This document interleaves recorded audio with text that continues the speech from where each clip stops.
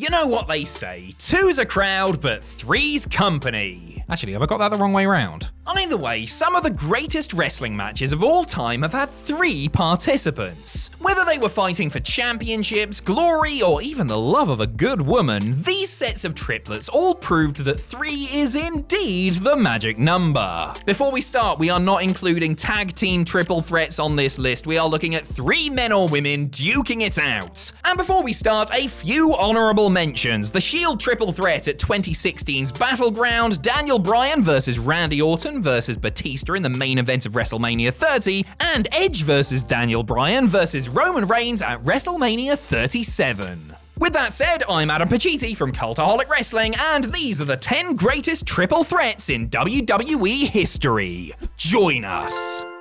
Number 10, John Cena versus Triple H versus Shawn Michaels at Survivor Series 2009. Survivor Series 2009 was actually home to 2 very good triple threat matches. They both pitted an existing tag team against a singles world champion. The first saw the members of Jericho battle The Undertaker for the World Heavyweight Championship, and the second pitted John Cena against D-Generation X. In the world title match, Chris Jericho and The Big Show attempted to work together to slay the dead man. Would the same thing happen in the second bout? Nah. As soon as the bell rang, DX fell apart when Shawn Michaels cracked Triple H on the jaw with a super kick. This is where that dumbfounded Cena meme face comes from, by the way. This led to a fascinating dynamic throughout the match, as Michaels and Trips were now on their own against the champion. It also meant that HBK and Triple H were allowed to fight each other, which was something fans hadn't seen in a while. Whilst this match did suffer a little bit from the old one guy gets taken out revolving door issue that WWE triple threats suffer from, the relationships between these 3 men made for a thrilling contest. Number 9, Asuka versus Becky Lynch versus Charlotte Flair at TLC 2018. For just the 4th time in WWE history, an all-female main event was booked for the final pay-per-view of 2018. SmackDown Women's Champion Becky Lynch and Charlotte Flair had been feuding since the summer, as the man was the one to dethrone the Queen for the blue belt. Adding Asuka into the mix for this title match really helped shake things up, as their singles feud was in danger of growing stale. Because this was December, WWE had no other choice but to book these women in a TLC match. Could have been avoided by, not naming pay-per-views after match types, but there you go. Thankfully, the stipulation suited the match perfectly, as all 3 talented workers smacked the ever-loving stuffing out of each other. The trio were given over 21 minutes to play with and used every single one to tear the house down with epic spots and crazy bumps. The match ended when Ronda Rousey came down to take out Lynch and Flair, handing the title to Asuka and setting the stage for the WrestleMania 35 main event. That triple threat might have made it on here too were it not for the horribly botched finish.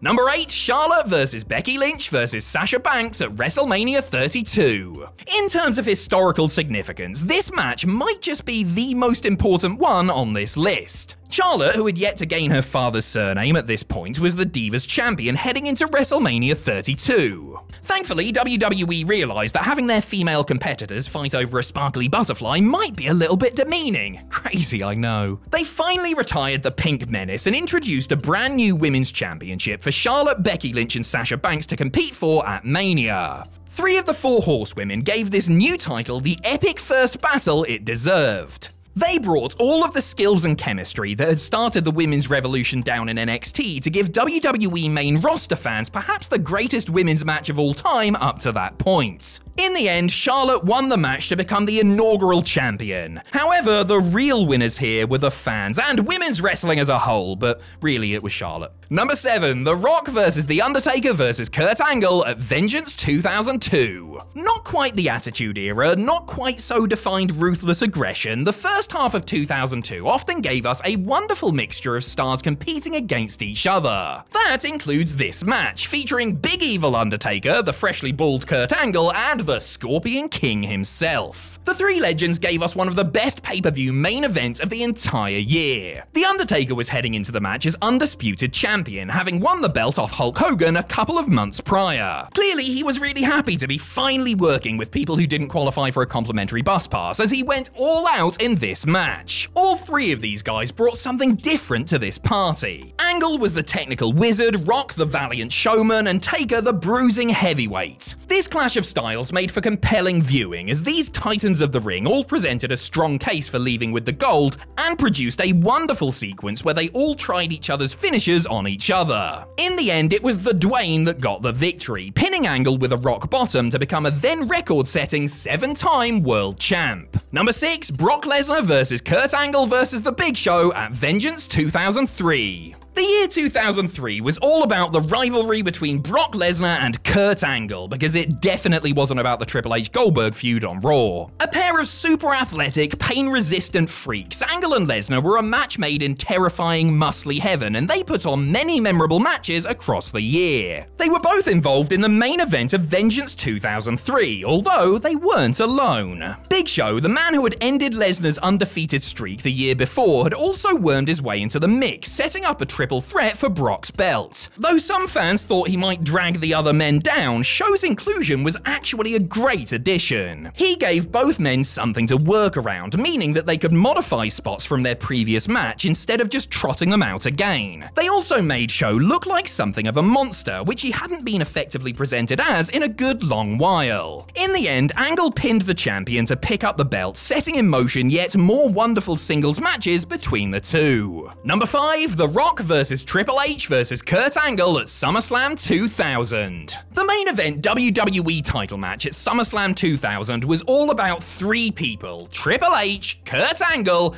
and Stephanie McMahon. Oh yeah, and actual world champion The Rock, I suppose. This was the apex of one of the most soap opera storylines WWE has ever done, the McMahon-Helmsley-Angle love triangle. As Kurt and Steph grew closer as just friends, the game grew increasingly more jealous. This all peaked when the gold medalist planted a smooch on the billion-dollar princess on the SmackDown before the big night. Bloody hell, it's like EastEnders, only somehow less violent? All this context made the SummerSlam triple threat more compelling than any technical masterpiece. It didn't even matter that Angle got his bell rung minutes into the match after a botched pedigree and had to take some time out backstage. In fact, if anything, it just made it more intriguing. Sports entertainment at its finest, this match would unfortunately turn out to be the high point of the story, as Hunter soon pulled the plug on it backstage. Something about it not being believable that Steph would leave him, a real man, for that dorky Kurt? Sure thing, Drips. Keep telling yourself that. Number 4, Seth Rollins versus The Miz versus Finn Balor at WrestleMania 34. In terms of WrestleMania openers, you could do much, much worse than this triple threat for the Intercontinental Championship from Mania 34. Looking at you, Tag Team 4-Way from Mania 13. The Miz had got himself in the crosshairs of both Seth Rollins and Finn Balor in the lead-up to the biggest show of the year. Both former NXT champions were gunning for his IC belt, which led to this 3-way scuffle. And look, we all know that Miz isn't the greatest technician in the world, and his standard moveset is about as exciting as watching a worm run the 200 meters, but when he's paired up with other more invigorating opponents, he is the perfect foil. Rollins and Balor handled all the thrilling moves, whilst Miz served as the cowardly heel who would use underhanded tactics to try to steal a win.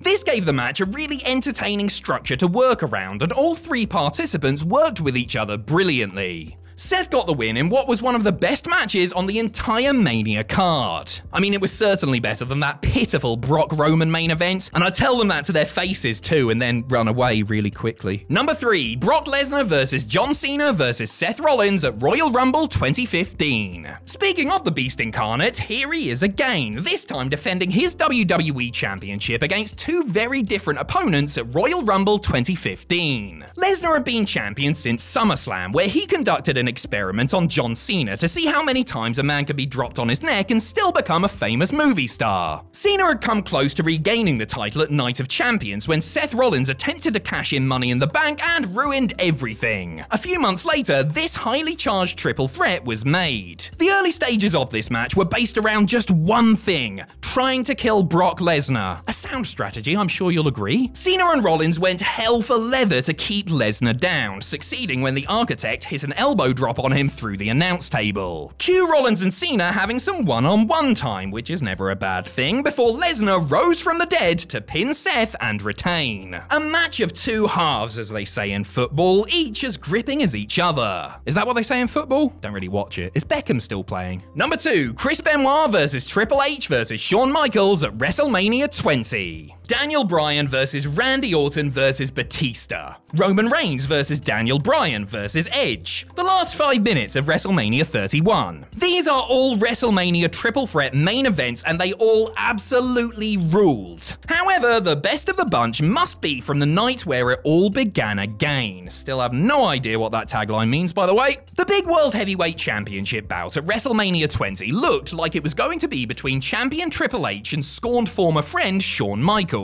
That was until Chris Benoit won the Royal Rumble and inserted himself into the picture. The end result was a phenomenal triple threat match featuring 2 super workers and Triple H, who was also there. I'm kidding, obviously, and to give the game his dues, he was the perfect fulcrum for the 2 mega athletes to pivot around. After nearly 25 minutes of intense action and about 10 pints of blood lost, the rabid Wolverine made Trips tap out to complete his underdog rise to the top. In fact, this match was so good that they ran it back again at Backlash the following month. Number 1, Gunter versus Sheamus versus Drew McIntyre at WrestleMania 39 Night 2. In 2023, for just the second time in history, Dave Meltzer awarded a full 5 stars to a triple threat match. The first was AJ Styles versus Christopher Daniels versus Samoa Joe from TNA Unbreakable 2005, a masterclass of ring psychology, high flying, and storytelling. The second, well, that was just 3 meaty blokes smacking the pork out of each other. Okay, that's not fair. Gunter, Sheamus, and Drew McIntyre's Intercontinental Masterclass from WrestleMania 39 was way more than that. Not only did it have the story of the Irishman's long-running quest to beat Gunter and finally claim the IC title, but it also showcased his crumbling friendship with Drew. The Celtic Warrior's face when McIntyre broke up a pinfall, denying him his ambition of becoming Intercontinental Champion, is the stuff dreams are made of. Chuck in some top quality spots and some very, very sore chests, and you have got yourself a recipe for one of the best WrestleMania matches of all time. Hey, it's certainly the best Mania triple threat that I can think of. Sorry, Kane versus Big Show versus Raven from Mania X7. Just wasn't your time.